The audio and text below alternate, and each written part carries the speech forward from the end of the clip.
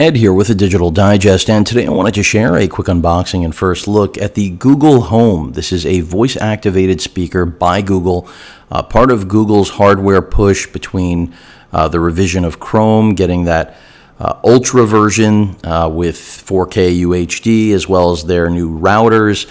We have finally a voice-activated home assistant.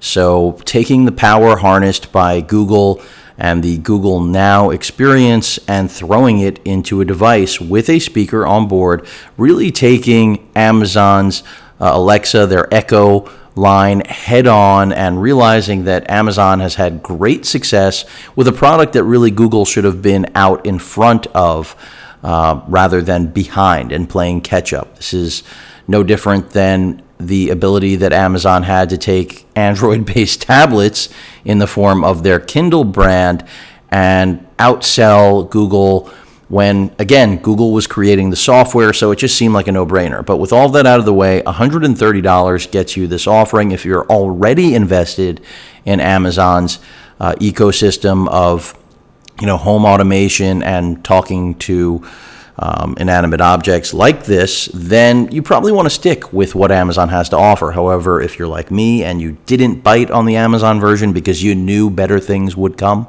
and that's always been my feeling. After all, when Amazon makes something, I feel like it's more about getting our user information so that they can figure out what we're going to buy next rather than actually assist us in anything other than actually spending our money.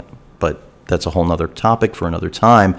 Google finally brought I won't say the gauntlet, but they brought us something at least, and I'm going to unbox it. So basically, just like your smartphone, if you're an Android user, if you're an Apple user, I can't really help you. I don't cover Apple products, but take that for what you will. Hi, how can I help? So basically, just like with your phone, okay, Google, and then you go straight to whatever you want. Play music, set a timer for pizza. What's nice to meet you in Korean if you need to use some translation. Who was the U.S. president when NASA was founded? Is my flight on time? Turn up the thermostat. I mean, home networking, the power of the internet, and Google Now all rolled up into a device that, yes, your phone can do these things, but you don't always want to pull out the phone, do you? Music control, all of these things are, different things you can control using this device, but again, natively. So let me get this out of the box. I know some of you have been waiting. It's 2.5 minutes, or almost 3 minutes. So sorry to make you wait. There are 2 stickers. Why would there only be 1?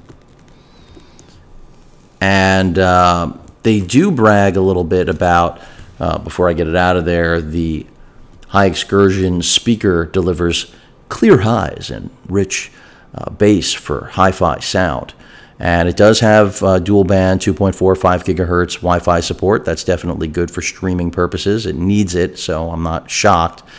And far-field voice recognition, so you don't have to be right in front of it in order to communicate with your little speaker friend. And multi-room playback, Chromecast built in, so you can do casting to compatible audio apps through Google Home. And here we have it. I really do like what Google's done with their packaging. And little pull strap there. And look who's here. Look at this cute little thing. So we've got, I won't say it looks like a piece of art, but it's definitely interesting. Definitely. Pretty cool looking. And I did get this as a gift for someone. So, I will be putting it through the paces. And once my home gets rebuilt, I plan on having these around. Great for all of the networked lighting I'm going to have and, networked speakers, all of those things, rather than me asking it for simple things like the weather or, it's good definitely for telling it to play music, that, no question about it, but I really think the automation, what they mentioned about controlling your thermostat, controlling your lights, that's where a device like this has weight in my world. You can turn the microphone on and off with that dedicated button right there, so that's good. Microphone pinhole, I believe, and the speaker all around. And then the top does light up, has some LEDs. Let's see what else is in the box. Some instructions. Why am I not surprised? You think I could just turn this over? I think I could turn it over. I can make it bounce by myself. What else we got? I think that's an empty Google box. All right, let's get rid of it. So we've got some paperwork, the Get Started guide. Just start with OK Google. We've established that. And then they give you all kinds of commands that you can put this Google Home device through.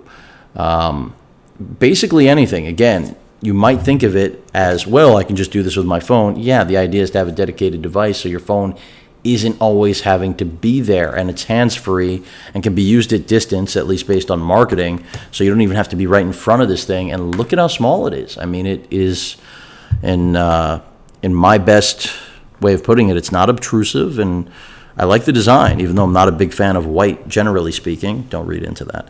And then we have the wall adapter, which Google, again, has made their own. I like when things, look unique, and Google has done that if I can get it into focus. Got to use the hands. Traditional power plug here, nothing, I mean, it's proprietary, but not really if you take a look at it. If this thing dies or breaks, I'm sure we'll be able to find a replacement for it, but that's pretty much it. Google Home looks interesting. Looking forward to using it. Looking forward to the person that's getting it having a good time using this little automated ditty. Any questions or comments? Since I don't see anything else to share, please feel free to post them. Hit that like button. And as usual, please feel free to subscribe. Later.